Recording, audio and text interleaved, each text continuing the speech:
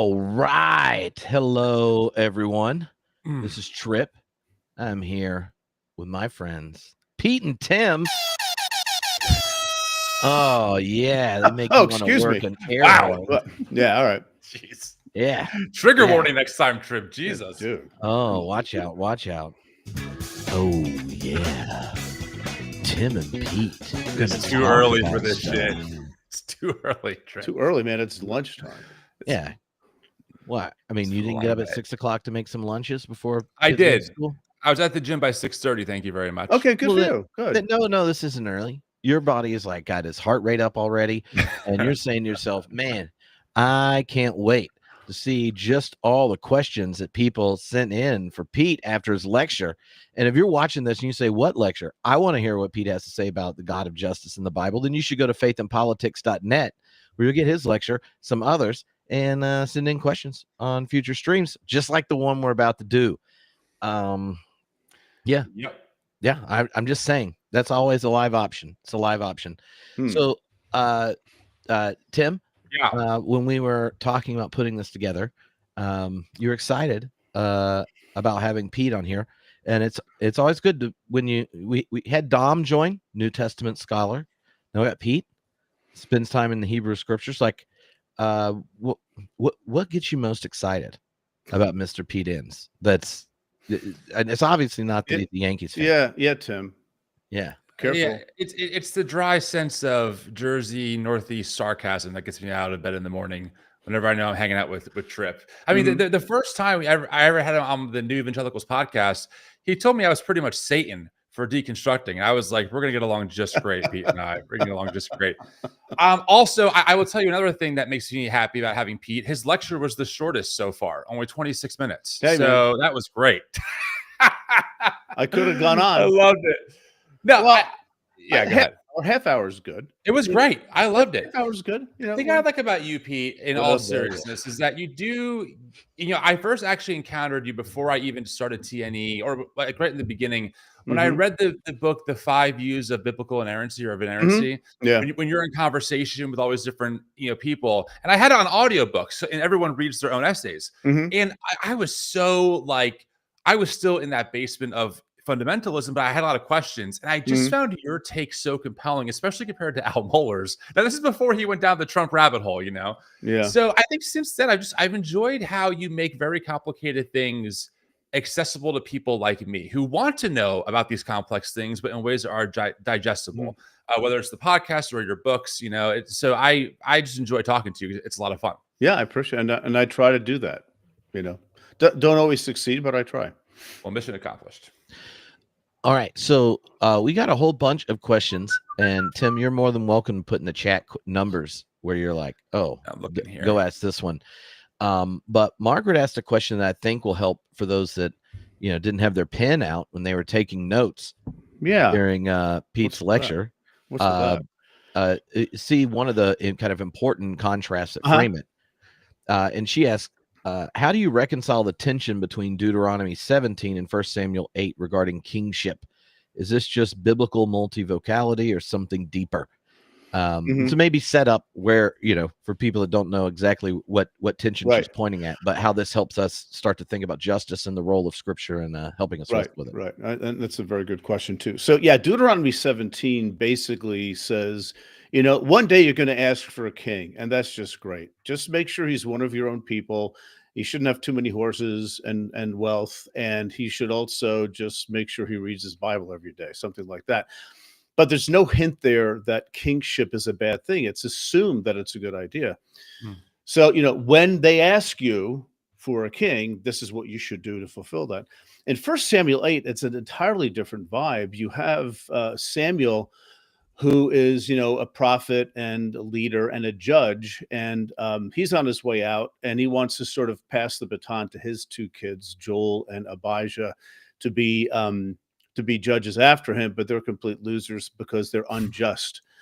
They take bribes and things like that. So the people are upset. They're saying, listen, it's time. We want a king like every other nation. And Samuel is just livid at this point. He's pissed because, I don't know, maybe he just feels bad because he looks bad because he's got kids who just don't behave themselves. Like, the kids in church who don't get it, that kind of thing, right? So,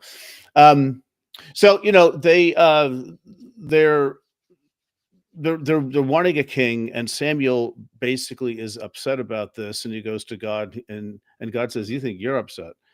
I'm more upset than you are, because they haven't rejected you; they've rejected me as their king. So let them have a king, and but just tell them what's going to happen." And there's this long litany of things that amount to the need to subject the people of Israel to some sort of enslavement, to the king. That's pretty much what he's saying. And so there's a tension there, right, between these two positions. And the way I look at this, it is multivocality, but I don't think there's ever such thing as just multivocality. I don't mean that in a derogatory sense, but there's always a reason why you have multiple voices. And in this case, I line pretty much with a scholarly consensus that Deuteronomy is very positive about kingship, because it is talking about the reforms of Josiah, who reigned in the late 7th century, which is the traditional academic date for the book of Deuteronomy. It's pro Josiah propaganda, I guess you could say. And First Kings 8 it's a different. First Samuel 8 is a little bit different, and it's when you read the list of things, it almost makes you think of Solomon, and bad stuff that happened. So I think First Samuel 8 is written after the fact of exile and trying to take that into account, and Deuteronomy is an earlier text. Yeah, if that helps. Yeah, and one of the things about that I think is helpful is it just, even in that tension that exists in Scripture, is one that exists in us, and that there is a constant human desire for a structuring authority in any kind of group or political setup or religious one, and Israel has this recognition that part of the dignity of being human and part of dignity of being God's people is the freedom necessary for genuine response, be it fidelity to Torah in contrast to other nations, Right. or responsiveness to the divine, like the kind of ways in which the prophets are like calling you to faithfulness, not coercing you into it. And I wonder how that tension between our drive for structure and authority and the kind of prerequisite of sorts for faithfulness being freedom, like is that a tension you see at play both in conversations around responding with justice in the text and in the present? Well, I think so. And that's, again, one of the wonderful things about the Bible is those tensions are represented, and they're not hidden, and they're not really resolved. Other than monarchy was a bust. It just ended, with the exile, and that was the end of that. But I think, if you were to ask, a good evangelical question, what does the Bible say about kingship? And you have to grapple with the theological tensions about how the Hebrew Bible itself answers that question. And I think that reflects our existence very, very well. So it's, is kingship a good idea? Yes and no. It depends on who you ask and what purposes. Could kingship have worked out better? Well, not according to First Samuel 8, but again, First Samuel 8 is describing something that already happened. So I see that's a commentary. He's going after something. So it doesn't answer the questions. Like, this is going to be maybe a theme here today. The Bible does not answer our questions. We have to engage them hermeneutically, theologically, contextually, maybe even philosophically. Well, I think Tim wants you to have to answer one of Sarah's questions. Yeah. Number 5. Number 5. You briefly mentioned that social justice isn't heresy. Can you elaborate on why some Christians view it that way and how you'd respond? Obviously, Pete, you know that I track this stuff for a living. This is more my angle. But I did think about it as you were talking. I'm like, there's been some commentators, Ali Stuckey in particular, Vodi Bakum, who would say, the tagline they use is social justice isn't biblical justice. That's kind of like the little limerick that they would employ. And as I've gotten to know the Bible better, thanks to the work of you and many others, I have seen that at a minimum, there seems to be a real theme actually of social justice type of initiatives with how we take care of, the most marginalized and oppressed among us, etc. So I'm just kind of curious, like when you hear lines like that, what do you think? And then the follow-up I have too is like, I think a lot of Christians, especially folks who are maybe still deconstructing, kind of view the Bible still as some kind of like ultimate authority. So if they could just prove that the Bible justifies why we should be social justice and this, prone, that's a good thing. Do you think that's the prescription for living in America? Those are kind of my two questions. Yeah, well, I think on the first one, social justice isn't heresy. I don't think it's heresy. I think it's actually the point. And the reason I think why some Christians view it as heretical is because they've had baked into them really for centuries now an individualistic understanding of the gospel. And not to pin everything on the Reformation, because that's really simplistic, but I think if we read the Bible as God's love letter to me for how I avoid hell, then you're going to read it in a certain way. And the social justice stuff, well, that's just a distraction. It wasn't a distraction to many of the biblical writers, including the prophetic voice, and also I would say Jesus himself. I don't think Paul talks about it much because he's got other things on his mind. He's like, Jesus is coming back momentarily. So let's just, think about other things. And, that's why it's always dangerous to prove text, too simply, but to think globally.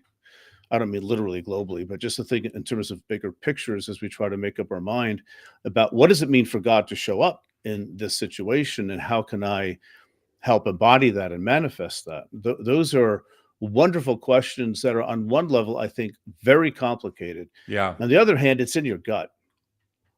And sometimes you just have to act and say things, and how do you know you're going to be right? I don't.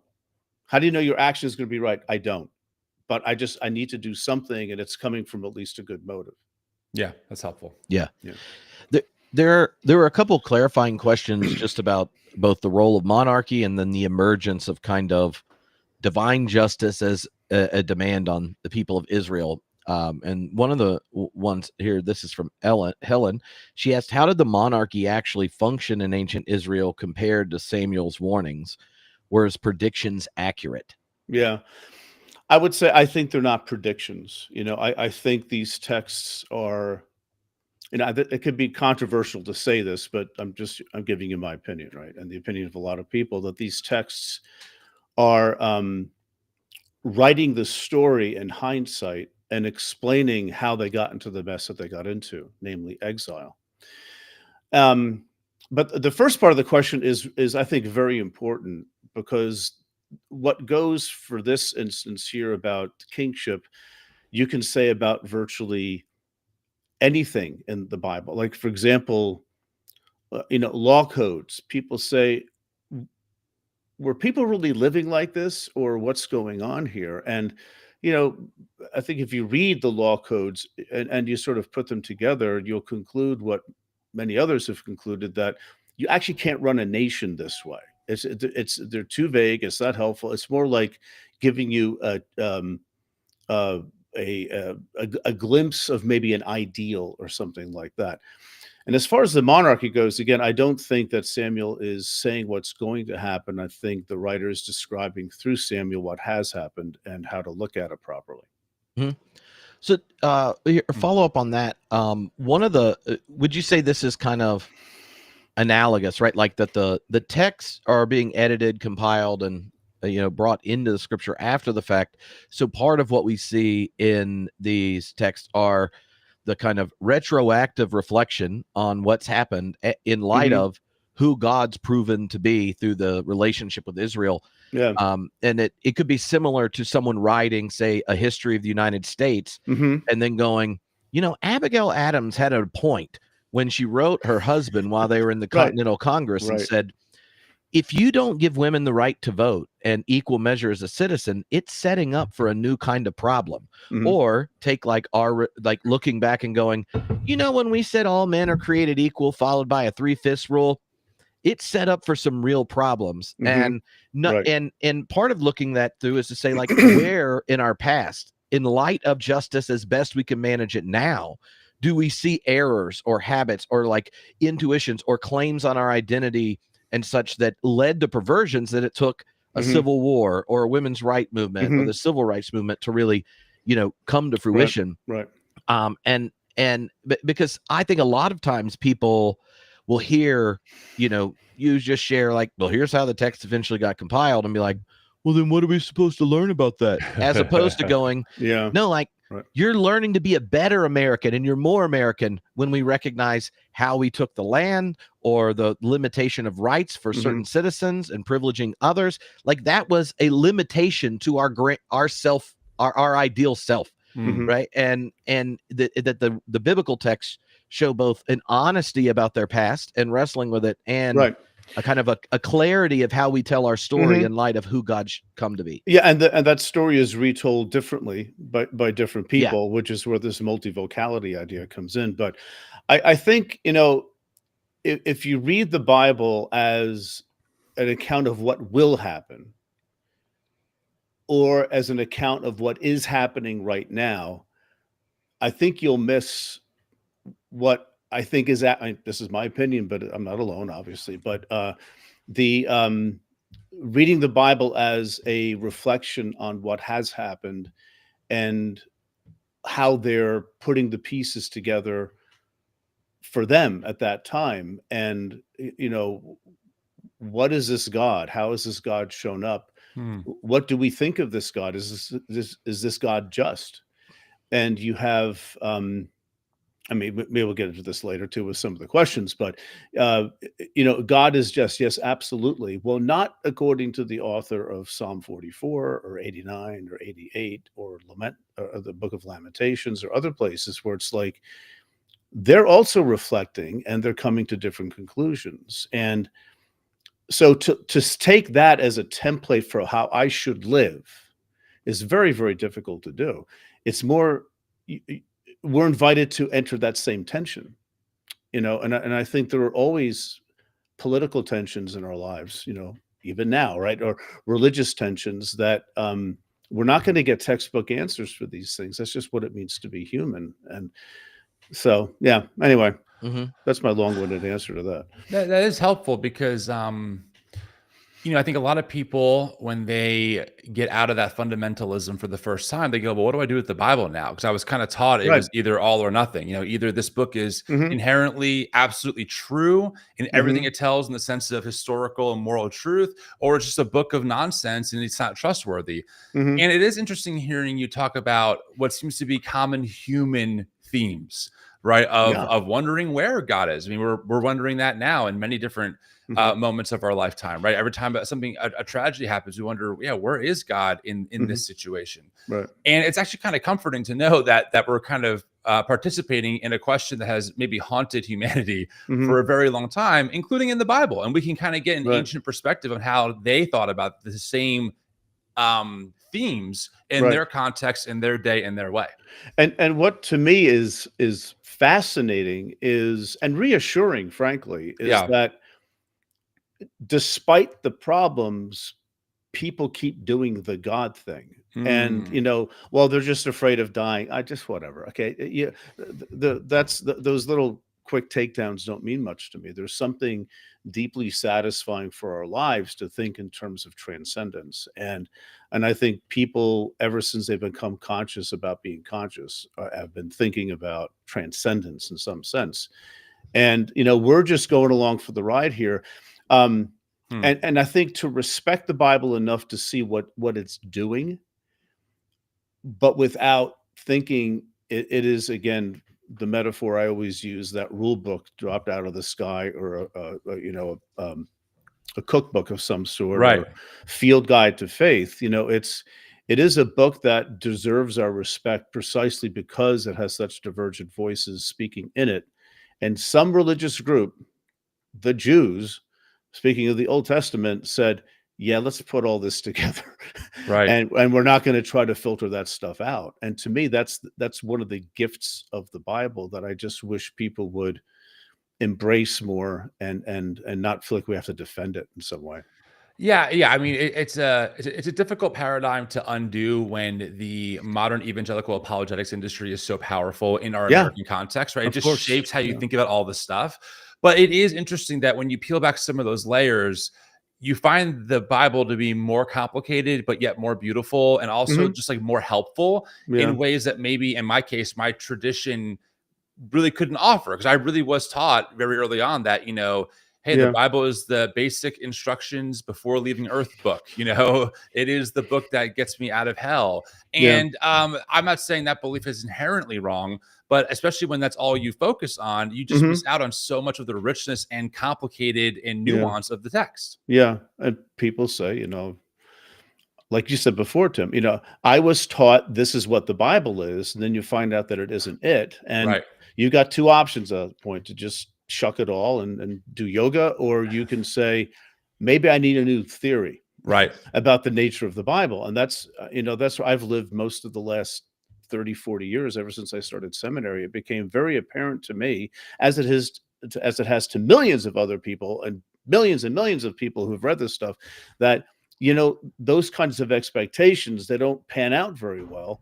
And then you're stuck with things like, oh no, these two authors disagree. What do I do with the Bible now? Right. You read it. That's what you do. You read it and think about it. And I don't that's why that very, Trip, this is your area, that very modernist understanding of knowledge and the individual and all these things have coalesced together, and we're living in that moment.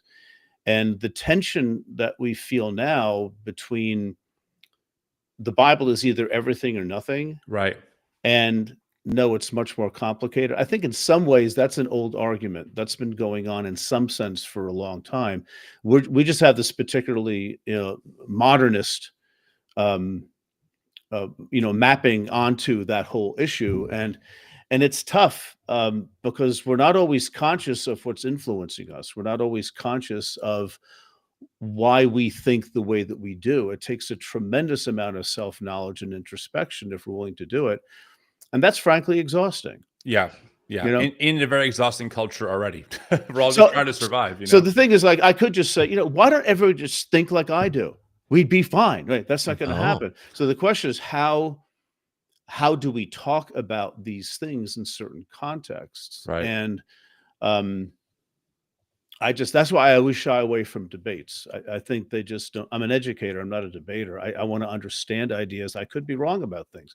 I don't want to have to defend positions just for the heck of it. And I think debate just sort of further confirms people in what they already think. And again, it's a very modernist thing to do. do you?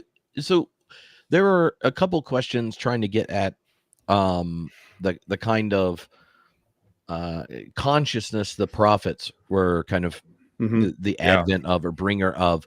One of them was James, who asked what specific historical circumstances led to the prophets Amos and Micah to be so focused on economic injustice. There was a longer email of looking at what the prophets are raising, and then what the text points to is like Solomon's real success. And some of the real success is like arms trade or coming up with exegetical workarounds to have basics of slavery to build Right. temples and these kinds of things. And then we're asking, like there are these certain prophets like Amos or Micah or Isaiah who are identified as true prophets because they're canonical. But in the text, you also get this idea that the king might just go, yeah, I don't like what this prophet's saying. Let me get another one Yeah, that's right. going to go ahead and say what God wants. Right.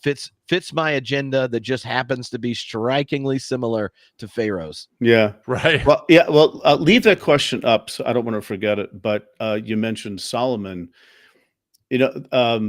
He's introduced in First Kings, the first 10 chapters or so, and at first it's like he's the chosen one. All the propaganda about it's Solomon. It's not anybody else. It's even though he's not the eldest son, but it's Solomon. He's the guy. And okay, that's fine. He's God's chosen person, and he prays for wisdom over riches, and that's great. And so you'll have both. And the whole cutting the baby in half thing, that's Mhm. wisdom. But as you read, you don't get very far. In chapter 4, you have a list of his administrators, and that's, nobody reads it, but it's like, okay, bureaucracy is starting. And then as you continue on, Solomon, you begin wondering whether all the wealth is a good idea. When he, builds the palace, he builds the temple, which took him, what, 7 years? And then the next chapter, I think, is chapter 8 of First Kings, and just erase that number 8, erase that chapter number, because it goes right to the next topic. It took him 13 years to build his palace. The alarm bells are going off at that point, and he's got, everything's made out of gold, more gold than anybody's ever seen, and your reaction is that a good thing or a bad thing? And the answer is yes. That's exactly what you need to think through. And I think the further you go in Solomon's career, the more doubt you is cast on him, right?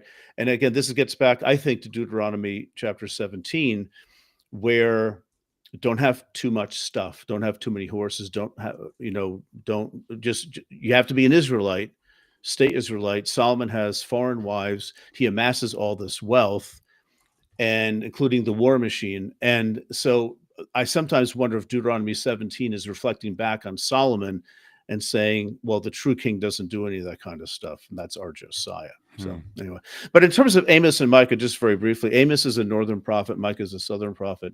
And I just think a lot of stuff started going down when the Assyrians were breathing down Israel's neck in the 730s BC, and then Samaria, the northern capital, eventually fell in 722. And this is when prophetic activity began. And this is when the writing prophets began. And they were addressing the economic inequity that they saw. And why they were doing that, I think that's a really good question. I'm not sure if I can answer it. Maybe they were just thinking, like, that's what's getting us into this mess. We're not good to each other, and so we're being overrun by Assyrians and then later by Babylonians. It could be something like that. But there was, the look to the north. There could also be jealousy between north and south, because the north was bigger, had more stuff, it was more powerful, it was richer. And there were tensions between the two halves even before they split. So I think it's a complicated question to answer, but I'm sure there were circumstances that led to the prophetic voice at that point in time. Now, the thing is that those voices may have started earlier, but we don't have any of that. And that in part has to do with, and I'm channeling here my friend Bill Schniedewind, who was just on our podcast. He's just a wonderful Hebrew Bible scholar at UCLA. He talks about how writing really didn't develop until the North, until the dissolution of the Northern Empire, and the refugees, the smart elite refugees, came down to the South. And this was all influenced by Assyrian stuff, and they started writing then. So we don't really have writing that predates the 8th century, or that's pretty much it. And you have these two spasms of writing, one around the 8th century, the other one around the 7th and 6th century, and that's how we get our Bible. So it may just be a factor of just they're not doing much written communication earlier on, because writing wasn't yet a thing that people did. It was just oral. Are you I'm not sure if you're like me, but I am not like you, Tim. In no way. Good point. But you're a good man. Thank you. But I'm like simultaneously encouraged and discouraged by the reality of these themes of, like, okay, because we can map it onto our own context, right? And we're seeing a lot of the same elements, applied of very powerful people oppressing other people, and just greed and power grabs, and slapping God on it and justifying why it's God sanctioned. And so it's comforting to know that this isn't the first time in human history it's happened. It's also discouraging to know that we still haven't been able to figure out how to get it out of that cycle of chaos, even from thousands of years ago. So I don't know, I kind of hold both of those things in tension for me, where I'm comforted and discouraged at the same time. I know. Well, counselors are standing by, Tim, to help you with that. But no, I agree with you. I think that is an issue. where do the tensions stop? When can we make them? When can we be clear? I mean, one reason why I talk, seemingly in a contradictory way about looking at those justice passages and taking them seriously, right? And not, almost to the point where it sounds like I'm proof texting, right? One reason why I do that is to put it right in front of those, I hate using divisive language, those more on the right who also quote the Bible all the time. And I want to say, what about this?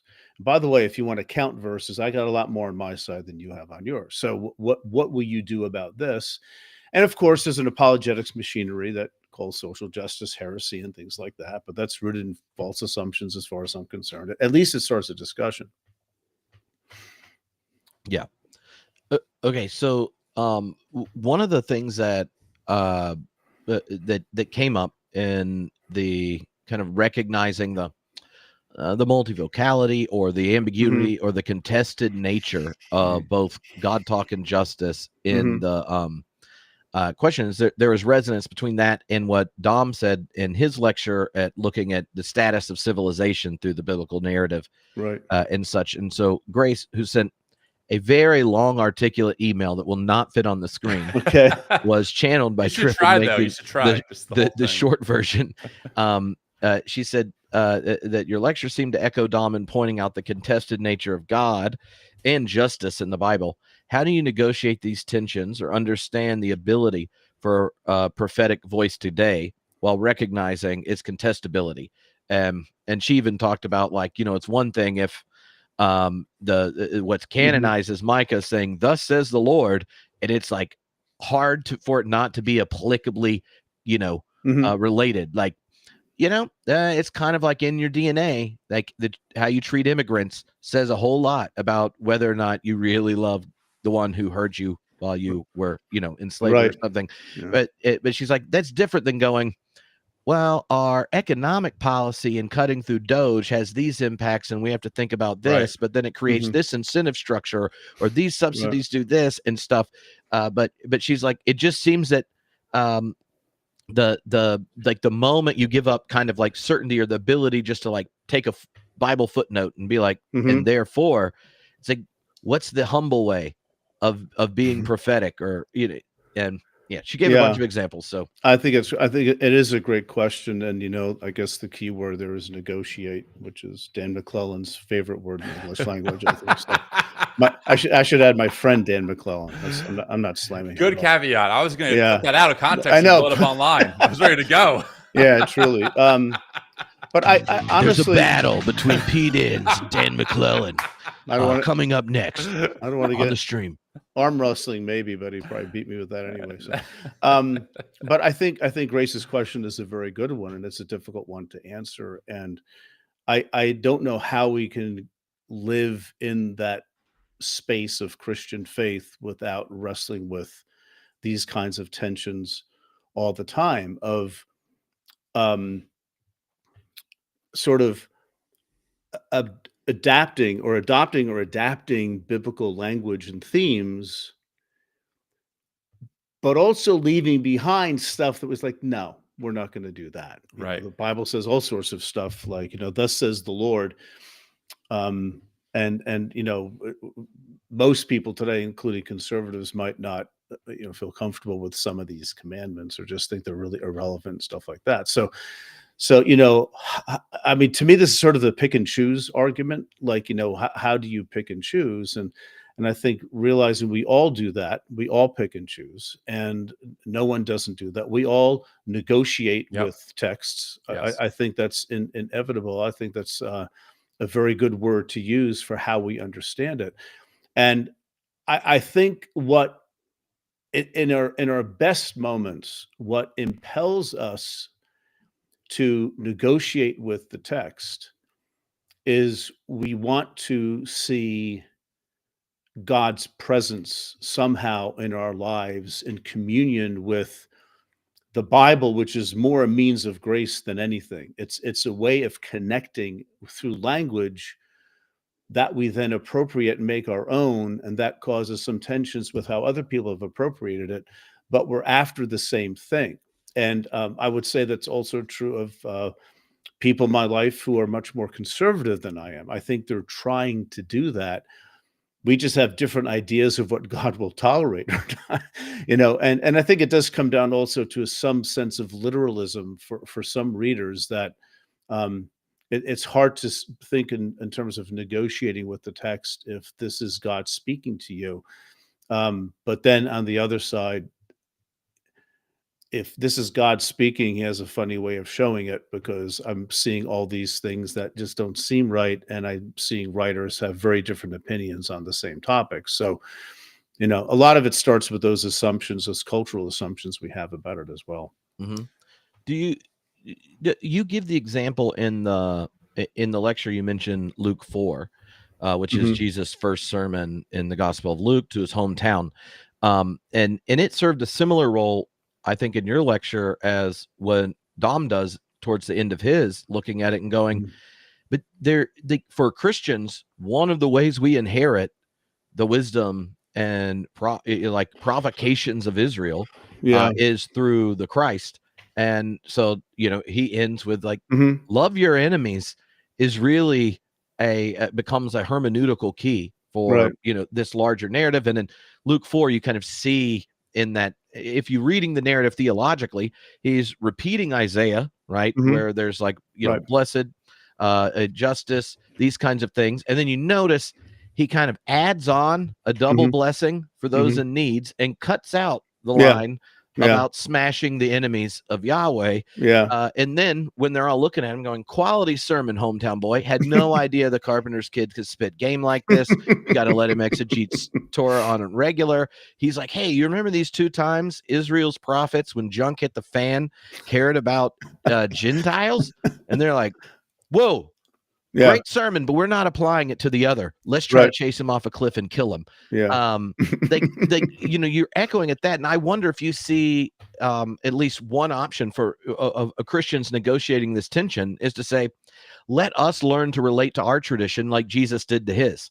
Like when we see calls to bless and care and extend justice to the other, let's not just receive it, let's extend it and double it. And then when we pick up stuff from our past that starts to draw a horizon or a boundary line on where the blessing of God can extend, let's cut it.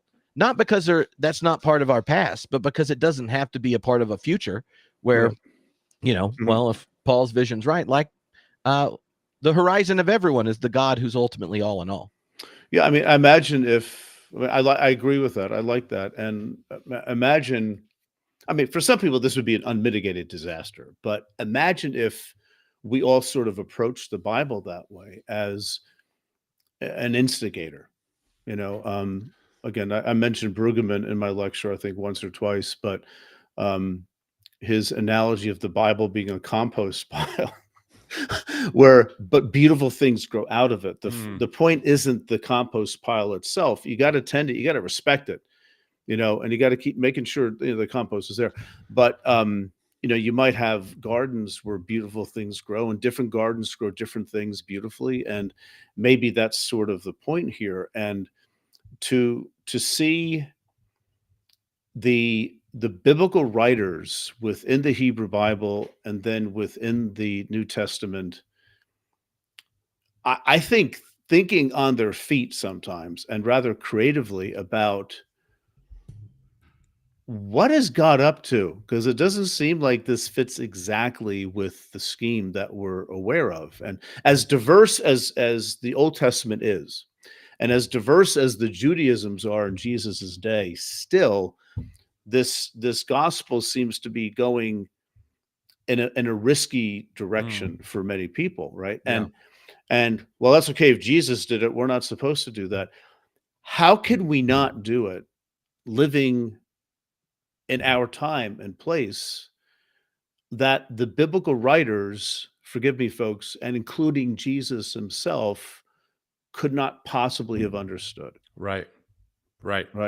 And it has nothing to do with the divinity of Christ. So you're saying when he said, take up your cross and follow me, he didn't say stare at the cross and clap for me? Because no, but it means like we have to decide with, I would say, humility. And in community, what does it mean for us to take up our cross here and now? Right. And that is not a question the Bible ever answers. We Right. have to figure that out. And that's that scares you. I understand that.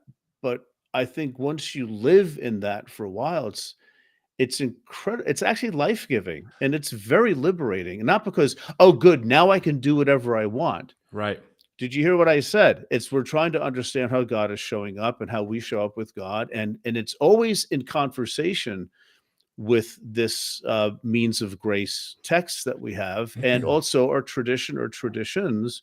We learn from that, and then we say, okay, how do we be Jesus now as Right. best as we possibly can? And I think there's certain things we shouldn't do. I think there are certain things we should do. I mean, I could say we shouldn't yell at other people, but then you could find a prophetic example, or Paul in Galatians who's yelling at people. So, okay, so maybe it's fine to yell at people, but or at least type in all caps, minimum. At least type in all caps, minimum. When I was teaching at Westminster, and I had mostly male students, 95% male students. I would talk to them about, not every moment is a Galatians moment. And plus, you might not have the right to yell at people if you weren't spending your life trying to build up the community that you see is now being threatened, right? So I think even there's wisdom in negotiating with the text in terms of like, not everything is the gospel is not at stake every time you have a disagreement with somebody. That's Paul's mentality, I think, in Galatians, but it's not always the case here. I'm thinking a lot real about quick, Tim. You're go gonna ask the next question. The Substack comment made me laugh, and I can't pop those up.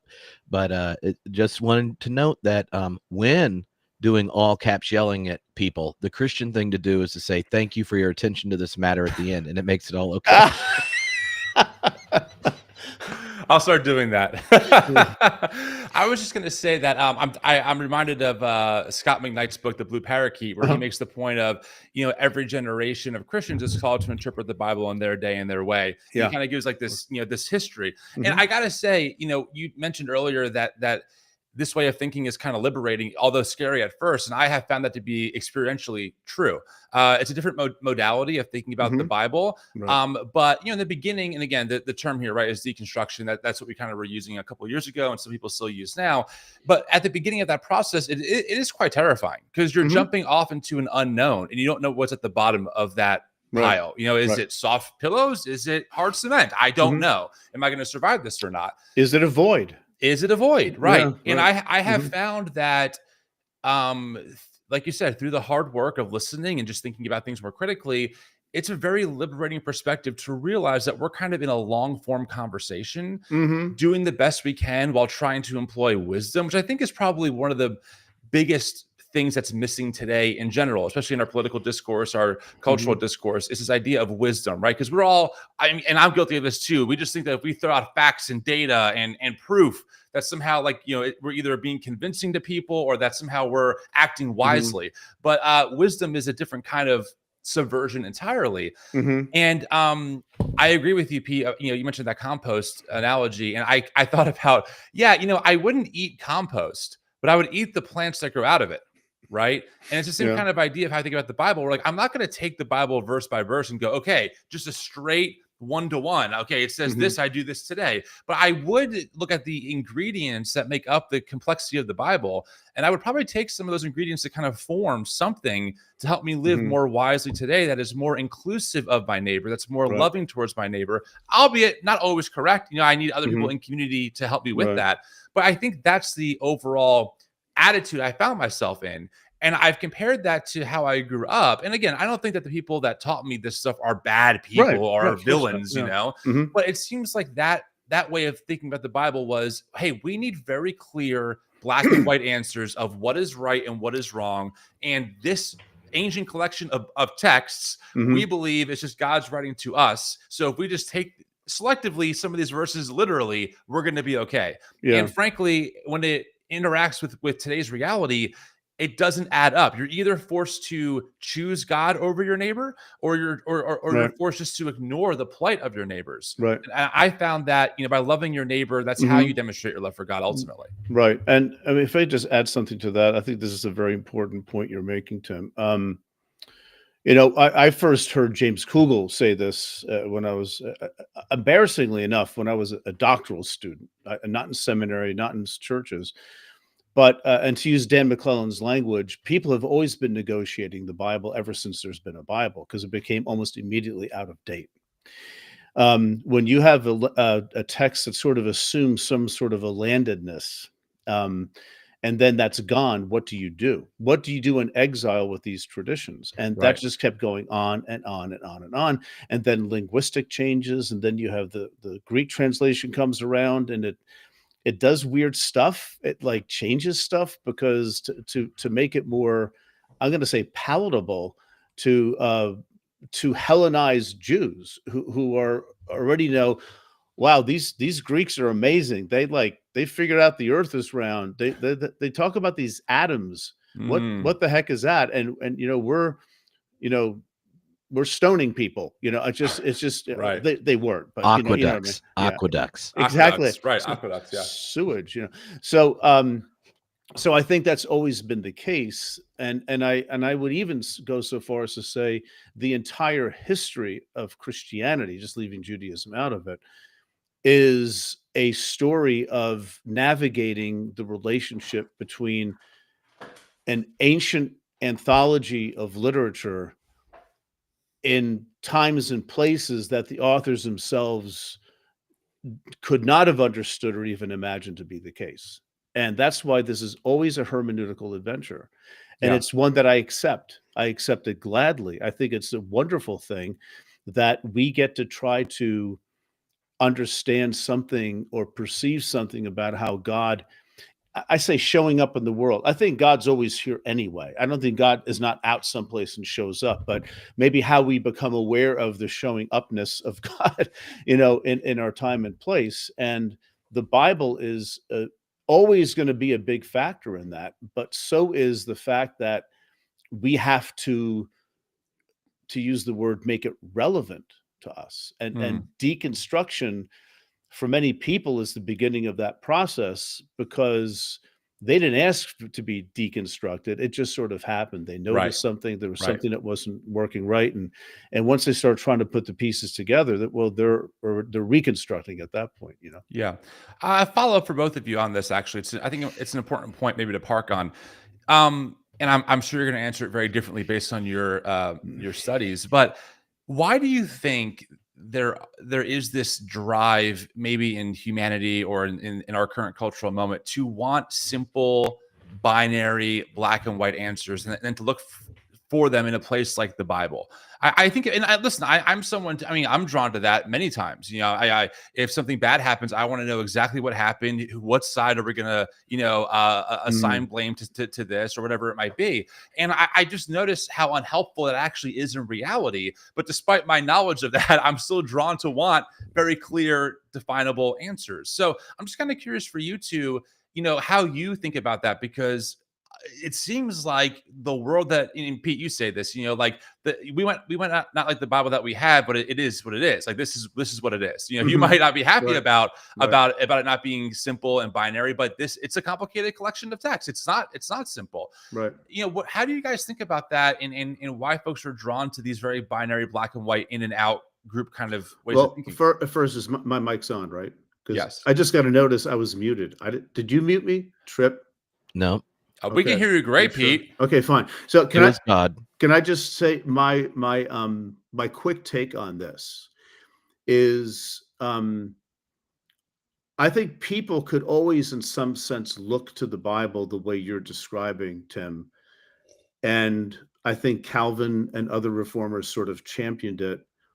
But the rise of science and Enlightenment thinking and all that other stuff, that just threw everybody for a loop. And you could no longer assume the Bible is the same as it used to be since the days of Moses, as people probably think. So I think it's a reaction of fear that I think was augmented personally in the 19th century with things like archaeology and Darwin and German higher criticism, that people started circling the wagons, and they doubled down on the notion of the Bible has to answer the modernist challenge, Right. and they did it through creating a modernist Bible. Yep. And I think that is so deeply baked in to at least the American experience. I think Europe's gotten over it more or less, but in the American fundamentalist experience, it's hard to know. You can't even dialogue with that until people see it and they're ready to talk about it. Like you Right. can't, if you were in a debate with somebody, pick your favorite, person on the other side. Sean McDowell. Yeah, exactly. Yeah. So I mean, you couldn't really. That's a non-starter because it's so. What's the word? Propedeutic. It's so basic to things. It's like it really is a presupposition that we have, that, and we tend not to examine those presuppositions. And one thing in education does, it can help you examine some of your presuppositions. But many people don't have that. And so it's hard to even talk about what the Bible is and how the Bible functions, and how, if we can come together and maybe not agree 100%, but have vastly more overlapping circles than we've had before, there's some hope for dialogue. But as long as the energy is so charged, it's not going to happen, because this is life and death for people. Yeah. Makes sense. One of the things you mentioned there, Pete, that I think is like, it happens in the 18th and 19th century with kind of the advent of biblical criticism. If you look at the history of how the relationship of science and religions functioned, it was biblical scholars who invented the distinction between natural and supernatural.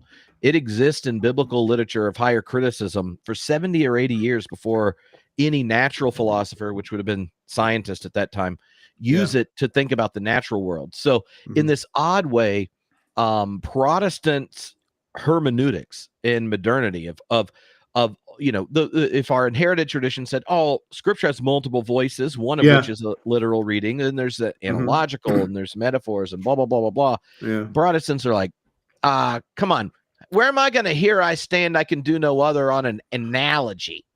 Or an allegory. We got to flatten the Bible to its real literal reading. And then we're like, find out about history. Now we're going to get real literal. Just think of how much control and clarity we could have about the divine if we just flatten things out. And then that hermeneutical pattern of flattening, where there's only one sense, gets transported to arguments about science and religion in the public square. And the result, though, like science is a methodology. When you can narrow things and look at the empirical data and looking at reproducible patterns, you get to know a whole lot about nature, and it expands your control, our control as a species and such in it. And so I do think, even though if Protestantism invents reading anything this way, the moment it gets to nature and has the results of science, we now get anxious and want clarity like that. So in lieu of going, actually, our tradition sees the situation in a much more thick and diverse and rich way, we are going to evidence that demands a verdict. And I would just like, once we recognize that, notice how similar that desire of how the possibility of knowledge it could generate control generates a deception that human beings sees. That's the story of the fall, right? Like, you can't touch it. I mean, touch it. It's fine. It looks great. Eat it. And you'll be like God. You'll know good and evil, right? And like in the Genesis 3 story, it's a deception that's connected to this desire for knowledge and control to be like gods. And I think that kind of situations at the heart of this quest for certainty or absolutism or having a binary. And the one other thing I would add is that we were evolved with cognitive mechanisms to want us to privilege that kind of reasoning. Right. And they were Mhm. selected for because it helped us survive. So like sometimes those are really useful things to know that you have teleological reasoning, to know that you're going to be a pattern noticer. That's Mhm. how you avoid prey in the sub-Saharan desert. Like, Right. so the once we know these things about ourselves and when we see the history, then to me, that's an invitation to rediscover the wisdom that existed within the Jewish, Christian, and Muslim traditions of reading scripture. That part of its holiness is its multivalence. Yeah. Right. That Right. Yeah. it remains a trusted site for contestation rather than like Mhm. the linear source for absolute truth, so we can Right. control. But if you're if it's baked into your consciousness, the exact opposite, which Yeah. is the problem, this is a complete non-starter.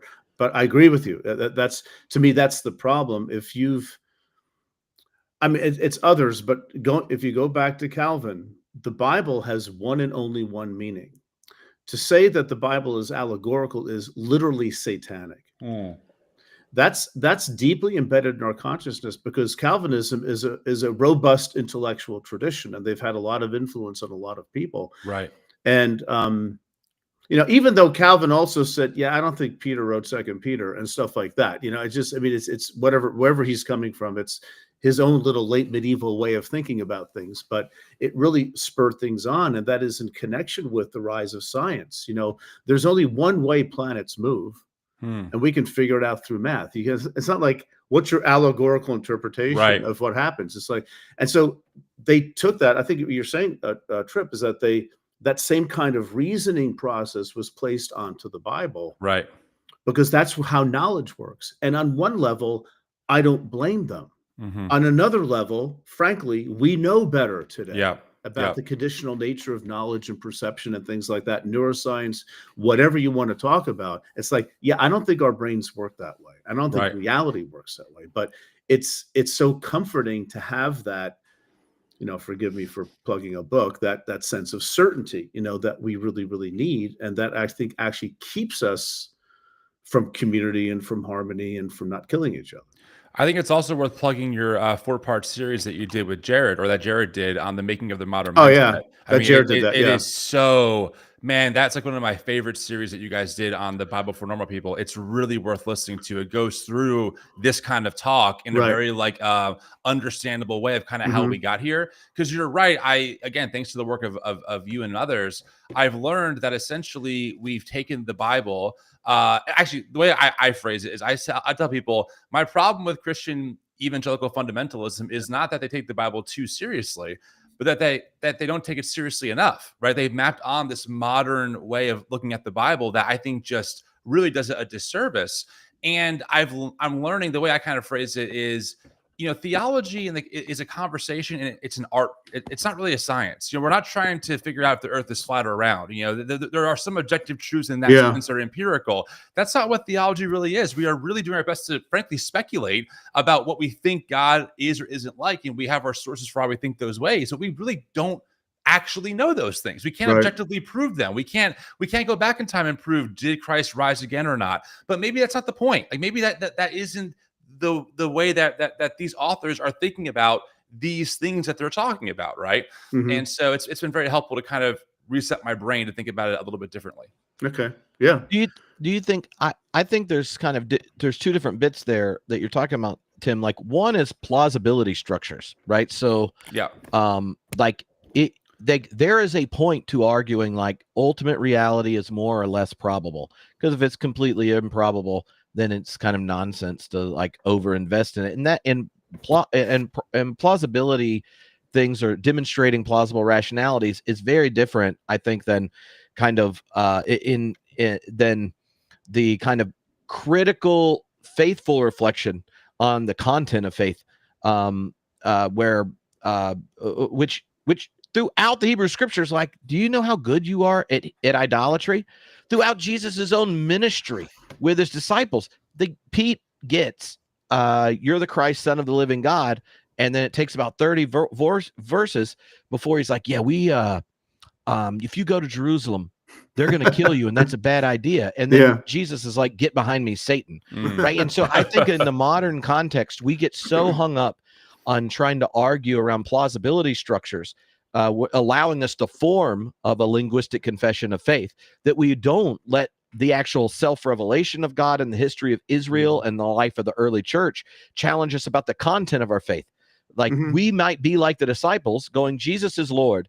And Jesus is sitting there like, well, shit, if I'm Lord, then why the hell are you stuck doing X, Y, and Z? And you're like, wow, Jesus. I mean, what are you going to do? Go to Jerusalem, piss off all the powers, manage to combine society, politics, religion, all to stare you down just because you have radical solidarity with the least of these? That's ridiculous. Horrible plan if we're trying to become the ruling kingdom on behalf of God. Right. You know, and I so often that's what I see. And I think one of the gifts of Scripture, one of the gifts of the prophetic tradition, is like Duke or Calvin. One of the places he's really right. We are idol factories. And if that's the case, we should be most suspicious on behalf of a genuine faith of the places we turn God into us. Like where all of a sudden, I don't know, being an upper middle class white Republican just makes it's easy to do that and be a Christian. Or like if you're a progressive Christian, where what God really wants is our answers around identity politics and not our continued commitment to the military industrial complex in a nation state that is starving and funding the starvation of Palestinians. Or, you know, where we want to do certain things and make ourselves feel good. But what if, what if the gift of a divine justice is that justice never arrives, yet it meets every moment in the face of the other and calls us into a deeper humanity, the very kind of humanity God was called into, if you're a Christian, in the very flesh of Jesus. Like then, like cultivating deep suspicion that we could render a story about the divine and love and justice that is actually us fitting God to our place and privilege in the world. Like that's demanding. Yeah. But it's also beautiful, right? Like it's beautiful in the sense that there could be something beyond us selecting fan fiction and putting God on top. Right. Yeah. Oh, okay. There are two questions that I really liked about Pete's personal stuff. So we can end with those unless Fine. Tim has something else. You guys can still hear me. Yeah. Because my mic might cut out, and it's not my fault. Haven't cut out once. You. It's I'm using the my Mac, my MacBook. Honestly, it sounds great. So okay, I'm fine with that then. All right. So I'm just going to show some of the personal questions, and you can go wherever you want. Pete. Personal question. All right. Personal. Ooh, personal. I'll just make stuff up. All right. Perfect. Jennifer asked, you shared about examining your own role in community dysfunction and how can someone know when they're being appropriately self-reflective versus being manipulated into false guilt? Nancy said, how far is too far MAGA? At what point can we just say someone's heretical in their support for Trump and his destructive policies? And is that Barbara, a personal question for me or for Pete? Well, y'all can handle that. Y'all can talk about these how you want. And then Barbara said, your Episcopal confessions sound like it's motivated more by contemporary guilt than biblical conviction. How do you distinguish between the two? And all of them have like what do you do if this vision that you're describing in the majority of your lecture, you were talking about how it shows up in the practice of your faith? Right. Yeah. I mean, just I'll probably forget all three of them, but this one here by Barbara, I appreciate the question. I don't think there's anything wrong with contemporary guilt, frankly, if there's things that are wrong. And, you know, there's a shaming guilt and then there's a motivating guilt. And, you know, biblical conviction, again, that's a lot of what we've been talking about is, do we find that biblical conviction in verses or in a predominance of verses or in theological structures that are always trying to bridge that gap between past and present? You know, so I do think that the confession, that part of the confession about basically taking care of creation, not hurting animals, is not something that ancients would have thought about. It's not part of their consciousness. They didn't have, you know, an industrial meat machinery that essentially tortures animals so we can have barbecues. Right. And I'm not vegan, I'm not vegetarian, but I am trying to be careful about my meat consumption. It's mainly where I buy it from. So I don't go to the grocery store and buy meat if I want it. I go someplace else. So and I'm motivated by a conviction that evil is happening and I want to do something about it. And I do feel guilty about not having been aware of it earlier, but it's not the kind of guilt that I can't sleep at night. It's just a sense of that conviction again. So, and so I think, it's not either or, right? Because there's no, what would a biblical conviction be about addressing a contemporary issue that was unknown when the Bible was written, right? I hope that makes sense what I'm saying there. So Yeah, it does. Absolutely. yeah. That's helpful. Tim, did you have Not on that question. No, it makes sense. Oh, do you want to tell us how far is too far? For what? For MAGA? Yeah. Yeah, we want you to answer it for us. We need a certain final absolute Yeah, no answer problem. to I this could do that. question that we can use against friends and family. Absolutely. It's all heresy. No, I'm just kidding. But not really. Look, I don't throw the term heresy around for a lot of reasons because you're always someone's heretic, like it's like get in line.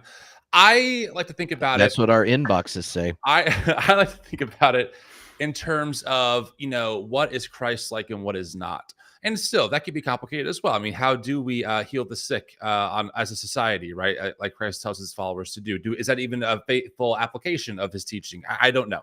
But for me, I think about, given that the MAGA movement is heavy on the Christian faith, it insists that they are advocating for biblical values or for a Christian worldview. I think we can hold them to that standard and ask, okay, well, are you? And frankly, I don't think there's any way to reconcile the teachings of Jesus with what MAGA advocates for. It's very difficult to read "Welcome the Foreigner" by Jesus, or the refugee or stranger, and then watch this administration throw immigrants in literal concentration camps, like in Florida, and then watch other Christians buy the merch about alligator Alcatraz. Like, it doesn't compete for me. It doesn't compute. Like, I don't understand how you can do it. And I've realized, after studying and listening and following Christian nationalists for a long time, they rarely, if ever, quote the words of Jesus in their talks. They're usually pillaging the Hebrew Bible for some kind of Cyrus connection, or maybe a Jehu connection, or a Jezebel spirit connection, if you can even make the connection. But they really rarely quote the words of Jesus when he says, love your enemies, or, blessed are the meek, or liberate the oppressed. I think that's intentional, because you really can't reconcile what the MAGA machine that is currently running our government is doing to especially our most marginalized neighbors. I mean, that's bottom line. If you want to, you can call it heresy, I guess, but it's still very Christian. I mean, I think we have to be very honest about this, right? The Christian tradition is this humongous house, dozens, hundreds of rooms, and some of the places, some of the nooks and crannies, some of the basements are pretty stinky. They are not good. I mean, we can look at the doctrine of discovery. We can look at a lot of other examples in the Christian tradition that was co-opted by empire. And I forgot who said it, but it was some theologian. I was recently at a conference for Gaza, and the person speaking said, every time Christianity gets in bed with empire, it becomes empire. And that's just a reality, So I think that we have to be honest that, this, what I call, or what people call Christian nationalism, it is Christian, but it is also antichrist in nature. And there's a distinction there. So that's the language I use when it comes to this topic, more than heresy, because that term gets really thrown around way too often. We're all doing the Spider-Man meme, just pointing fingers at each other. But I think you can make a very strong case for why a particular political movement is antichrist. That being said, just to be clear, I have major critiques of the democratic apparatus as well, and you can make some similar cases for how they advocate for certain things. So I'm not trying to build this binary that one side is Christ-like and the other one is not, but it just happens to be that my white evangelical tradition that insisted it was preaching the truth about God tends to be co-opted by the MAGA and right wing in our country right now. Yeah. Well, this has been a lot of fun. I appreciate everyone sending questions. If y'all haven't got the lectures, you can head over to faithandpolitics.net. And if you want to hang out with all three of us, then you can come to Theology Beer Camp. Yeah. Theology Beer Camp 2025.com. I still got my trophy from last year, Pete. Yeah, good for you. Still got it. I know. And here's a little fun thing for the class. Pete texted me and he's like, look, I want to get to talk to Dom Crossan. So in the session where Dom's doing his, is setting things up with his talk, Pete's gonna get going with him. So if you're a Bible nerd and want to see like a Bible nerdgasm on stage while day drinking in a sanctuary in St. Paul, then like this is the time. All right. I'm just saying. By the way, what's he going to talk about anyway? Am I going to know until or just wing it? I mean, I can tell you, I know a lot of things, but I don't want to ruin the surprise for everyone. No, we'll wing it. We'll wing it. Yeah, that's fine. I'll tell you. I can even send you the slides. Dom, despite being 93, sends a small outline of what he plans on doing and slides months in advance. Wow. And good for him. I'm just saying, like whatever laziness he was born with, they got it out of him in the monastery, and it's and it stayed with him since then. Oh gosh. Sweet. But thank you, Pete. Thank you, Tim. And thank you to both of you. Likewise. It's a great time. Awesome. Peace.